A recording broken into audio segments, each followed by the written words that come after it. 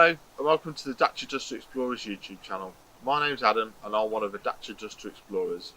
In these videos you'll see myself and other explorers driving green lanes, commonly known as the hobby of green laning.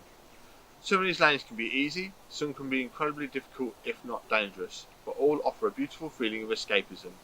If you have any doubt about the green lane you're driving, get out and walk the lane first, making a mental note of places to turn around if needed and thinking about strategies to overcome difficult sections, because reversing after a failed attempt to get along the lane can be incredibly difficult and very risky.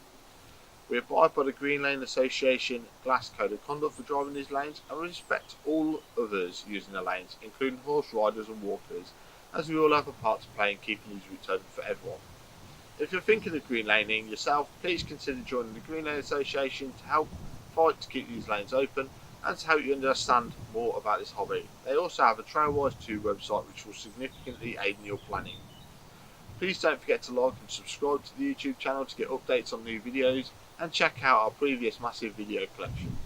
For more information head to the website www.dacia2explorers.co.uk, and finally, thanks for watching, stay safe and enjoy your trips.